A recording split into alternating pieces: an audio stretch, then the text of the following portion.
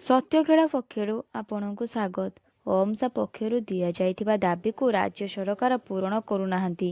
ଏହାର ପ୍ରତିବାଦରେ ଡାକ୍ତରମାନେ କଳା ବ୍ୟାଚ୍ ପିନ୍ଧି କାର୍ଯ୍ୟ କରୁଥିବା ସଂଘର କର୍ମକର୍ତ୍ତା ଦାବି ପୂରଣ ପାଇଁ ଆନ୍ଦୋଳନ କରିବାକୁ ଧମକ ଦେଇଛନ୍ତି। ଏନେଇ ଜିଲ୍ଲା ମୁଖ୍ୟ ଚିକିତ୍ସାଳୟରେ ଅନୁଷ୍ଠିତ ସାମ୍ବାଦିକ ସମ୍ମିଳନୀରେ ସୂଚନା ଦେଇ ବାଲେଶ୍ୱର ଶାଖାର ସଭାପତି ଡକ୍ଟର ସରୋଜ ରାଜ କହିଛନ୍ତି କି କେନ୍ଦ୍ରୀୟ ହାରରେ ଡିଏସିପି ପ୍ରଦାନ ବିନା ସର୍ତ୍ତାବଳୀରେ ଦନ୍ତ ଚିକିତ୍ସକଙ୍କ ପାଇଁ ଲାଗୁ କରିବା ଓଡ଼ିଶା ସରକାରଙ୍କ ଅନ୍ୟ ପ୍ରଥମ ଶ୍ରେଣୀ କନିଷ୍ଠ କର୍ମୀଙ୍କ ଭଳି ପେ ଷ୍ଟ୍ରକ୍ଚର ଓ ଡିଏସିପିରେ ଦରମା ନିର୍ଦ୍ଧାରଣ ବେଳେ ଲେବଲ 15କୁ ବାଦ୍ ଦେବା ଓଏମଏଚଏସ୍ ଓ ଦନ୍ତ ଚିକିତ୍ସକଙ୍କର ବ୍ୟାଡର ପୁନର୍ବ୍ୟାସ କେବିକେ ଅଞ୍ଚଳରେ 5 ବର୍ଷରୁ ଉର୍ଦ୍ଧ୍ୱ କାର୍ଯ୍ୟରତ ଡାକ୍ତରଙ୍କୁ ଉପକୂଳବର୍ତ୍ତୀ ଜିଲ୍ଲାକୁ ବଦଳି କରିବା ବିଶେଷଜ୍ଞ ଡିପ୍ଲୋମାଧାରୀଙ୍କ ପ୍ରୋତ୍ସାହନ ରାଶି ପରିମାଣ ବୃଦ୍ଧି କରିବା ପ୍ରଶାସନିକ ପଦବୀରେ ଅବସ୍ଥାପିତ ବରିଷ୍ଠ ଡାକ୍ତରଙ୍କୁ ବରିଷ୍ଠ ପ୍ରଶାସନିକ ପ୍ରୋତ୍ସାହନ ରାଶି ଓ ଦନ୍ତ ଚିକିତ୍ସକଙ୍କୁ ବିଶେଷ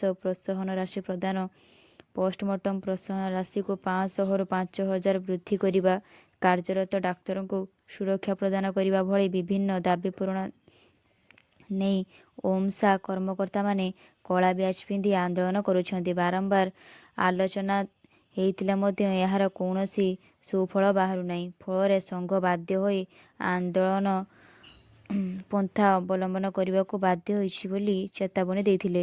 ଆଜିର ଏହି ସାମ୍ବାଦିକ ସମ୍ମିଳନୀରେ ଅନ୍ୟମାନଙ୍କ ମଧ୍ୟରେ ରାଜ୍ୟ ଓମସାର ସାଧାରଣ ସମ୍ପାଦକ ଡକ୍ଟର ସଞ୍ଜୀବ କୁମାର ପ୍ରଧାନ, ଅମୂଲ୍ୟ କୁମାର ଦାସ, ଡକ୍ଟର ଗିରିଜା ଶଙ୍କର ଦାସ, ଶୁଭ୍ରାଂଶୁ ପରିଡ଼ା ପ୍ରମୁଖ ଉପସ୍ଥିତ ଥିଲେ। ଧନ୍ୟବାଦ।